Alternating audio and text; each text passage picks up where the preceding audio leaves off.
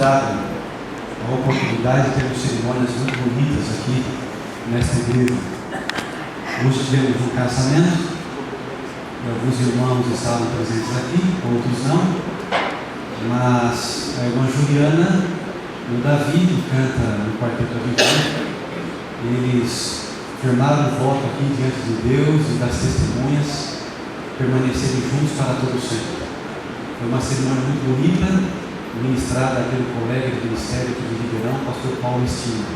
E fiquei muito feliz. E agora, na apresentação do bebê, eu disse para minha esposa: olha, eu estou muito feliz com a cerimônia, porque o funeral eu não quero. E vocês sabem. Agora, enquanto que é casamento, apresentação do bebê, não tem pastor e batismo, os pastores ficam felizes com isso.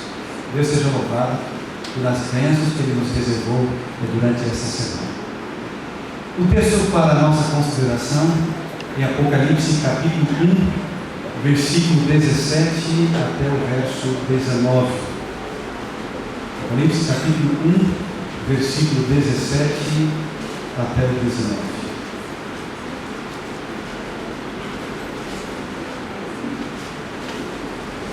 Quem não tem Bíblia, pode acompanhar ao lado, com o primeiro que tem.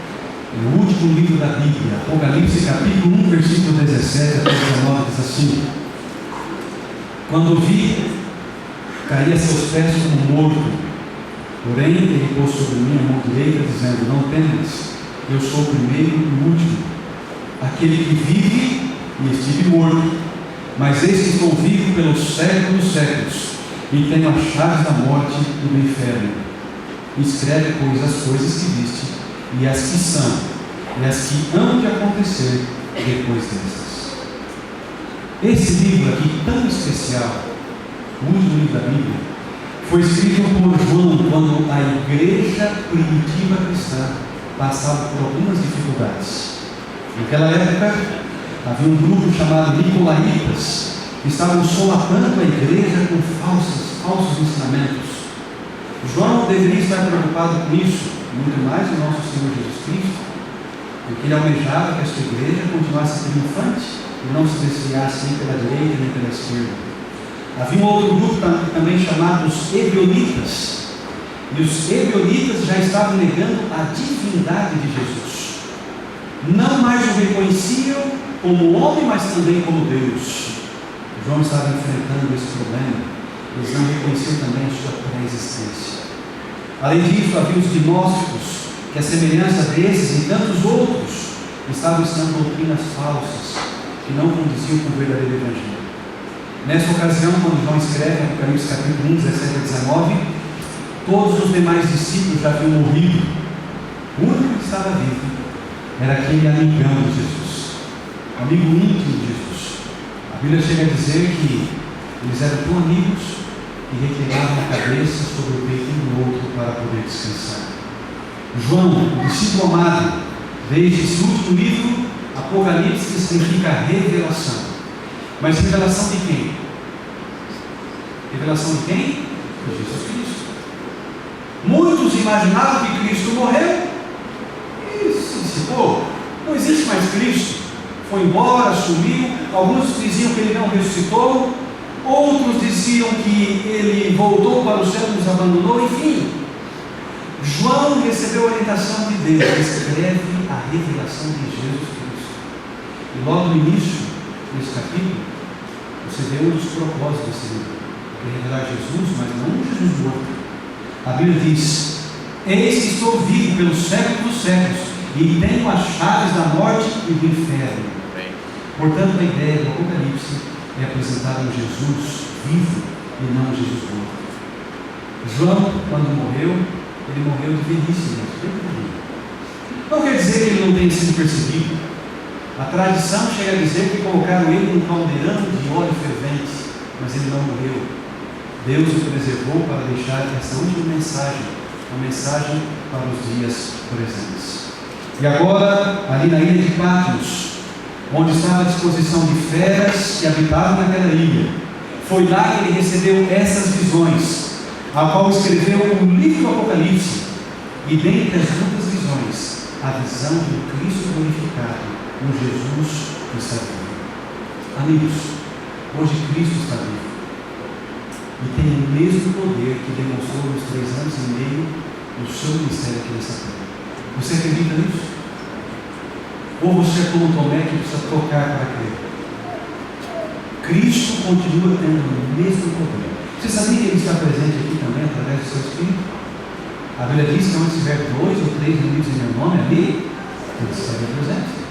O próprio Jesus também disse: estou convosco todos os dias. Ele está aqui contigo através do seu Espírito.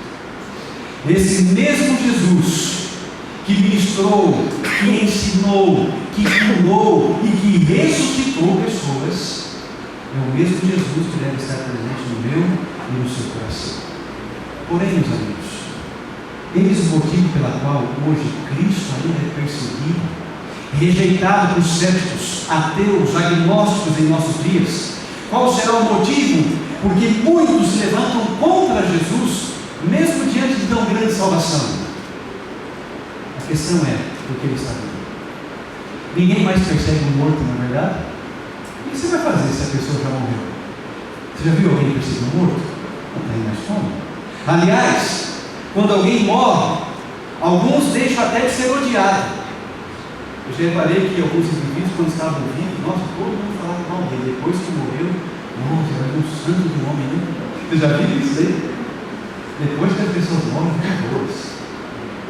Ninguém mais persegue aqueles que já morreram. Muitos passam por bons depois que morrem. Deixa eu dar alguns exemplos. Hoje, ninguém mais persegue Nero. Nero foi um cruel imperador romano, mandou matar a sua mãe e também mandou incendiar Roma, matando muitas pessoas. Por que ninguém mais persegue Nero? Porque ele está morto.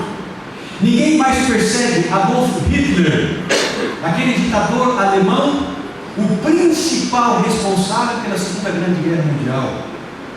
Cerca de 60 milhões de pessoas morreram. Muitos creem que ele tirou a sua própria vida, mas hoje ele não é mais perseguido. Por quê? Porque já está morto. Ninguém mais persegue Joseph Stalin, aquele ditador soviético que instalou um regime de terror, meus amigos, onde 12 milhões de pessoas morreram porque se opunham ao seu regime. Quando Stalin morreu, em derrame cerebral em 1953, ele deixou de ser perseguido e odiado. Ninguém mais persegue Adolf Eichmann. Quem foi esse homem? Foi um alemão, principal responsável pelo processo, a organização do processo de execução de milhares de judeus durante a Segunda Guerra Mundial. Eichmann foi julgado e condenado à morte em Israel em 1952. Depois de enforcado, ninguém mais persegue Gustav Franz Wagner, o carrasco nazista ali na Polônia, nem tampouco outros que perseguiram e mataram pessoas. Sabe por quê? Porque são mortos. Ninguém mais persegue Mao Tse Tung. Eu ouvi falar desse homem, um sociopata cruel. Ele levou a China a viver um período sem precedentes. O período que ele esteve aí na China, dizem que mais de 77 milhões de chineses morreram, todos que se opuseram ao seu sistema de governo. Não demorou muito, mas o seu dia finalmente chegou. Mas ninguém mais menciona esse homem. Agora deixa eu ver se vocês se lembram desse. Ninguém mais percebe um tal de Virgulino Ferreira da Silva. Quem que é? Quem sabe a geração nova, os mais novos nunca ouviram falar. Mas Lampião também era conhecido como o rei do cangaço. Como a polícia perseguiu esse homem. Mas depois de que ele foi assassinado, ele deixou de ser perseguido, já está morto. Ninguém mais persegue Che Guevara, foi morto na Bolívia. Ninguém mais persegue Saddam Hussein.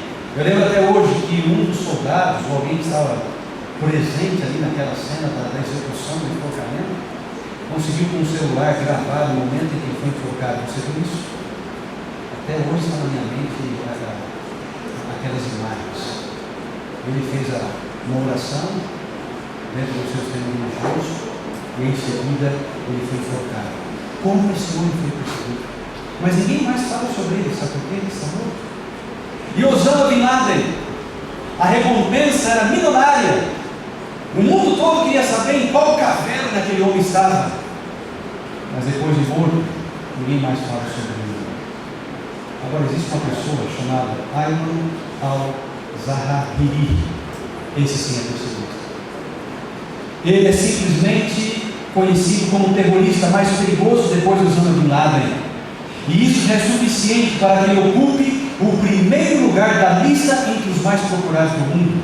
A recompensa, olha, se você quer mudar de vida, tiver um pouco de coragem, eu sempre lembro que a recompensa para quem trouxer alguma informação precisa de onde esse homem está é de 25 milhões de dólares pagos pelo nosso amigo Barack Obama. 25 milhões de dólares. Todos que morreram estão no esquecimento. Mas há um detalhe: Cristo está vivo. Eis o motivo porque ele é odiado e perseguido por muitos, como ateus, racionalistas, iluministas, todos aqueles que rejeitam tudo que tem a ver com a fé cristã. São pseudos teólogos que se dizem cristãos, mas rejeitam a sua divindade. Se dizem cristãos, mas rejeitam a sua pré-existência, rejeitam a sua encarnação, rejeitam o seu nascimento virginal, seus milagres e principalmente a sua ressurreição. O que dizer então de sua volta? Se não acreditam nesses milagres e da ressurreição, essas pessoas também não acreditam na volta de Jesus dessa terra. Eis o motivo porque ele foi perseguido pelo comunismo durante muitos anos. Tudo isso porque Cristo está vivo. Se ele estivesse morto, não seria perseguido. Se hoje nós fizéssemos uma viagem pelo mundo para pesquisar os grandes governantes, pessoas importantes desse mundo, a única coisa que nós encontramos são túmulos. Túmulos que são visitados por milhares de pessoas. Por exemplo, se você quiser viajar na França, um dos túmulos mais famosos é de Napoleão. Nos Estados Unidos, vários, como o de Abraham Lincoln, temos também de John Kennedy e tantos outros presidentes memoráveis. Se você viajar para Battle Creek, ali existe o túmulo de Ellen White e Tiago White, tão conhecidos por nós. Em Medina, na Arábia, está o túmulo de Maomé, o fundador do islamismo. Um dos túmulos mais visitados do mundo é o túmulo de Maomé. Na China, temos o de Confúcio. Na Índia, ainda existem algumas relíquias de Buda. No Vaticano, nós temos o túmulo dos papas Pio X, Pio XII, Pio XXIII, João Paulo II e tantos outros. Na Suíça, podemos nos lembrar dos protestantes reformadores, como Lutero, Calvino, Zwinglio e tantos outros. E em Portugal, gente, vamos um pouco da história aqui do Brasil. Ali em Portugal está o coração de Dom Pedro. No Brasil não é diferente. Lá na terra da minha esposa está o túmulo de Getúlio Vargas, na cidade de São Borja, lá no Rio Grande do Sul. Em Fortaleza, o mausoléu de Castelo Branco. Em Brasília, o túmulo de Juscelino Kubitschek. Em São João del Rei, a grande esperança do Brasil na mudança do período militar da ditadura para a democracia. Quem é? Foi Pedro. Não é diferente no Brasil. Todos esses túmulos são visitados, mas essas pessoas não são mais perseguidas. Faz alguns anos, um homem cristão, ele fez uma viagem para o Egito. E ali ele entrou numa palestra religiosa com um egípcio que professava a religião maometana. E o diálogo entre esses dois homens é bem interessante. O cristão disse assim para o maometano: olha, nós cristãos acreditamos que Deus deu ao homem 3 revelações de si mesmo. O maometano disse assim: nós também queremos assim. O cristão: nós queremos que Deus se revelou num livro, a Bíblia. O maometano: olha, nós cremos que Allah se revelou através de um profeta chamado Maomé, que escreveu e deixou o que? O Corão. O cristão: nós cremos que Deus se revelou no homem, e esse homem é Jesus Cristo. O maometano: nós cremos que Allah se revelou no homem, e esse é o profeta Maomé. O cristão diz assim: olha, nós cremos que Jesus morreu para salvar os seus seguidores. Sabe o que o maometano diz? Nós também. Nós cremos que Maomé morreu para unificar o seu povo. Puxa vida, tudo que eu falo, o maometano me refuta. Como é que eu vou testemunhar de minha fé? E de repente o cristão teve a seguinte ideia. Ele disse assim: nós cremos que Jesus Cristo ressuscitou dentre os mortos. Ao que Maometano hesitou, pensou e disse assim: bom, não temos nenhuma informação precisa sobre o nosso profeta depois da sua morte. Essa é a grande diferença, meus amigos. Cristo não apenas morreu, mas Cristo ressuscitou.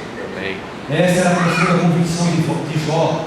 Eu sei que meu Redentor vive e por fim se levantará sobre a terra. Essa deveria ser a nossa convicção.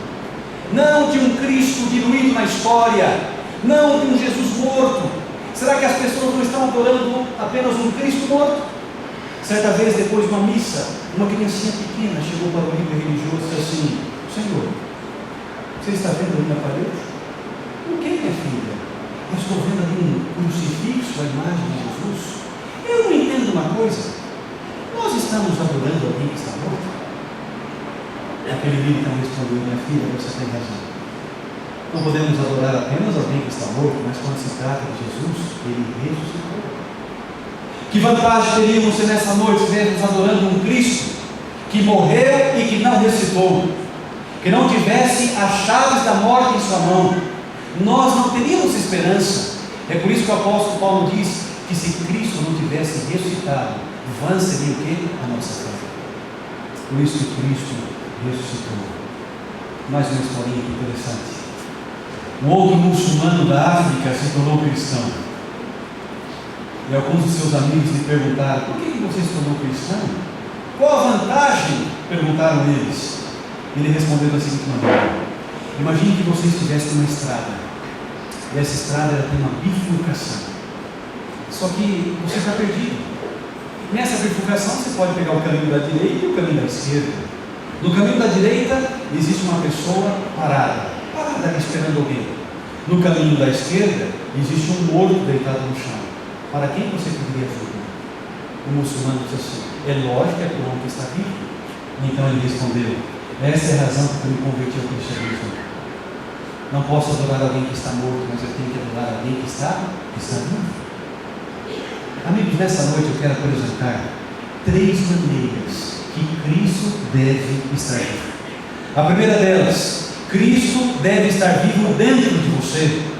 Para isso Paulo já dizia: logo já não sou eu quem vive, mas Cristo vive em mim, dentro de mim. Essa é a primeira maneira. Cristo tem que estar vivo dentro de você. E ele disse: esse viver que agora tenho na carne, eu vivo pela fé no Filho de Deus que me amou e se entregou por mim. Gálatas capítulo 2, verso 20. Para Paulo, Cristo estava vivo dentro dele.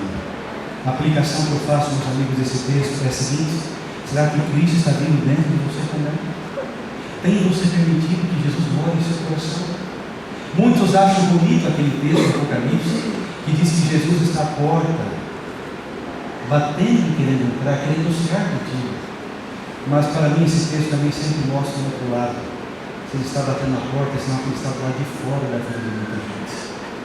Paulo disse: Cristo deve estar vivo dentro de você. Infelizmente, dentro de muita gente, Cristo já morreu.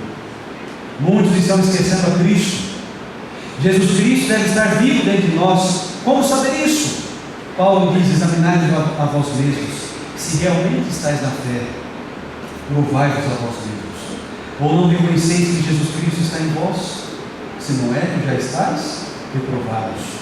2 Coríntios capítulo 13, verso 5. No cristianismo há um fato muito mais importante do que só a ressurreição de Cristo. Eu não tenho dúvida de que a ressurreição de Cristo depende da nossa suprema esperança, porque se Cristo não ressuscitou, é a nossa fé. Porém, mais importante do que a ressurreição, mais importante do que o túmulo aberto de Jesus, é Cristo estar vivo no meu e no seu coração. A sua ressurreição não foi em vão. Cristo vive para que ele esteja vivo dentro de você. Amém? Essa é a primeira razão pela qual eu queria apresentar Cristo vivo, porque ele tem que estar vivo dentro de você. Segundo aspecto: Cristo deve estar vivo dentro da sua igreja, aqui entre nós, no seu povo. Esse motivo, porque a igreja também é perseguida. Sabe por quê? Porque ela não está morta. A igreja é um organismo vivo. A verdadeira igreja que segue e obedece a Cristo vivo nem sempre é popular. Às vezes é odiada, às vezes é discriminada, às vezes é perseguida também. ela sempre foi perseguida porque prega um Cristo vivo. Se pregasse um Cristo morto, ela não seria perseguida. E finalmente, a terceira maneira que Cristo deve estar vivo é através da sua palavra. A Bíblia diz assim, porque a palavra de Deus é o que?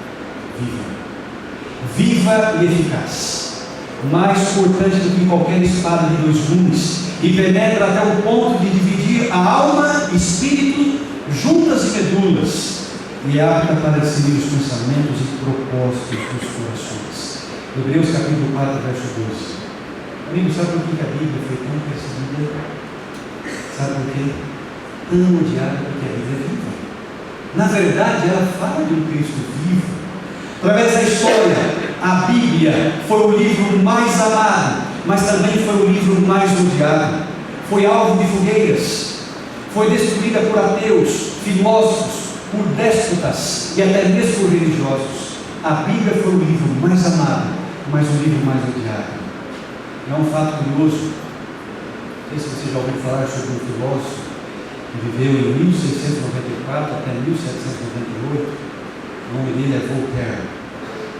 Esse homem foi um falso profeta, porque certo dia ele disse assim: o futuro da Bíblia é o seu desaparecimento. Dentro de 100 anos, ninguém perderá o seu tempo lendo esse livro. Segundo alguns historiadores, depois de sua morte, a sua casa, o local onde ele vivia, se tornou uma sociedade bíblica e estava entregando a palavra de Deus. É impressionante isso. A Bíblia não morreu. A palavra de Cristo não morreu. E Ele tem dado mostras suficientes que a sua palavra é viva. A Bíblia está viva porque é o livro que mostra e fala do Cristo vivo. Alguém certa vez disse: se tirarmos Jesus Cristo da Bíblia, o que resultará? Será apenas um livro dos fracassos e pecados do homem. Mas quando encontramos Cristo na Bíblia, nós encontramos a mensagem de Jesus, tirando o ser humano daquele estado pecaminoso e transformando ele numa nova. A Bíblia é viva porque ela fala de um Cristo vivo. Jesus Cristo está vivo. Eu lhe pergunto: está Cristo vivo dentro de você? Amigos, isso é mais importante que um crucifixo na parede. É mais importante do que um amuleto, um Cristo pendurado no pescoço. A propósito, muitos veem Cristo como um amuleto de boa sorte. Não precisa disso. Ele está dentro de você. Você não precisa de nada acoplado ao seu corpo, com o sinal da cruz, o que representa a Cristo, um adesivo no seu carro. Isso vai trazer boa sorte. Não, meus amigos. Você não precisa desses artifícios para receber as bênçãos de Deus. Ele está vivo dentro de você. Outra vez eu encontrei um jovem com um crucifixo desse tamanho no pescoço. Comecei a pensar: será que esse rapaz também tem Cristo no coração? Cristo não está vivo dentro de nós. A segunda pergunta que eu faço: está Jesus Cristo vivo dentro dessa igreja também? E terceiro, pelas partes da Bíblia, você tem encontrado um Cristo vivo? Olha o que Jesus nos diz. Abra sua Bíblia em São João, no capítulo 14, no verso 19. São João, capítulo 14, verso 19. O último texto que vamos ler nessa noite.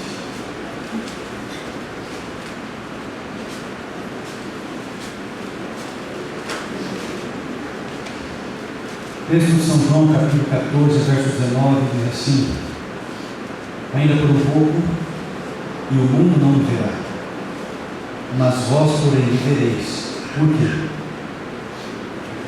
Sabe, eu queria que você respondesse para mim isso nessa noite. Você está com a Bíblia em sua mão? Quero ouvir a igreja. Vou até ler de novo o verso 19. São João 14, 19. Ainda por um pouco, e o mundo não me verá mais. Vós, porém, me vereis. Por quê? Porque vós também me vereis. Amém. Se Cristo vive, é a garantia para que eu e você possamos o quê? Viver. Amém. Essa é a mensagem da ressurreição de Cristo. Não tem uma outra para passar para você, porque é justamente isso que a Bíblia prega. Um Cristo vivo, um Cristo presente, ou como diz a Bíblia, um Deus Emmanuel, o Deus conosco, não apenas quando esteve aqui durante 3 anos e meio em seu ministério, mas todos os dias em nossa vida. Ele está conosco. Querido, se você está aqui nessa noite, é pela sua graça, é porque Ele faz pulsar o seu coração, é porque Ele me trouxe aqui na igreja. Cristo não está morto, Ele está vivo. Mais do que isso, Ele está cumprindo uma missão. A Bíblia diz em São João, no capítulo 14 também, que Ele foi ao céu preparar moradas para mim e para você. A Bíblia também está dizendo que hoje Ele é o nosso advogado, intercedendo junto ao Pai para libertar você. Portanto, Jesus é muito importante, não apenas no evento da cruz, mas na continuidade do processo da salvação que Ele faz em nossa vida, desde a cruz até os dias de hoje. Meu convite no final dessa semana é que você não saia daqui sem Cristo na sua vida. Uma das coisas mais difíceis para o ser humano é entender isso que eu vou dizer. Se com Cristo as coisas são difíceis, você já imaginou sem Jesus? Ele disse: sem mim nada podeis fazer. Eu, quando me recordo dos meus amigos da infância, eu fico tão triste porque eu percebo que as mesmas oportunidades que eu tive, eles também tiveram. Os mesmos convites de estar ao pé da cruz, eles também receberam. Os mesmos convites para se fazer presente na casa de Deus, eles também tiveram. Só que depois a gente toma rumos diferentes, né? Um vai para uma cidade, outro vai para outra, outro vai para os Estados Unidos, outro fica aqui, outro vai morar na Europa, e assim vai. Cada um vai seguindo a sua vida. Um é pastor como eu, o outro é técnico de informática, o outro é professor, cada um vai seguindo a sua vida. Um tem 3 filhos, outro tem um, assim é o ciclo da vida. Nós fazemos escolhas. Mas eu fico triste de pensar que todos eles tiveram a mesma oportunidade que eu de entregar o coração de Jesus. E você acha que todos fizeram? Nem todos fizeram. Eu tenho um amigo cujo nome é Daniel. Daniel estudou comigo durante o período do colégio interno. Eu cheguei no NASP em 1994. O Daniel dividia o mesmo espaço de corredor daquele colégio, daquele internato. Amigos, nós brincamos e aprontamos juntos. Eu penso que pastor é santo não, viu? Nunca me esqueço do dia que acordei de madrugada. Existia uns perfumes antigos chamado Musk, não sei como é que chama, Musk. E eles vinham assim no vidro, pareciam cheio assim de furinda, né? Meu avô já não usava aquilo. Vocês entendem? Uma fragrância amarela, mas tão forte aquilo, que uma gota, o último irmão lá da ponta do bombar já sentiu o cheiro. E eu, quando olhei aquele perfume do Daniel, eu falei: o Daniel não vai me usar isso daqui não aguento. Na alergia. 3 horas da manhã. Eu e um colega pegamos aquele vidro e fomos soltando assim no corredor, né? Do internato. E fomos soltando, parece que não acabava aquele líquido, fomos soltando, até que chegou no banheiro. Fiz a curva no corredor. E eu na ponta fiz tudo jóia para o meu colega e só risquei o fósforo. Pá! Porque eu risquei o fósforo, começou a sair tanta gente do quarto, um fogo dessa altura aqui. E os meus colegas dizendo: mas que cheiro que é esse? O que aconteceu? Um dormitório masculino sempre, os homens bebem um pouquinho mais, né, do que o dormitório feminino, mas que cheiro é esse? E eu bem quietinho, com cara de santo, né? Nossa, mas o que foi que fizeram aqui? Até hoje eu guardo esse segredo, só você sabe. Fiquei 7 anos no colégio, até hoje o preceptor não sabe disso. Um dia que eu me encontrar com ele, eu confesso meus pecados. Mas eu era amigo do Daniel. Nós brincávamos, passamos muito tempo juntos. Até que um dia eu disse para ele assim: Daniel, eu vou fazer teologia, sabia? Pretendo fazer teologia? Não sei, estou pensando.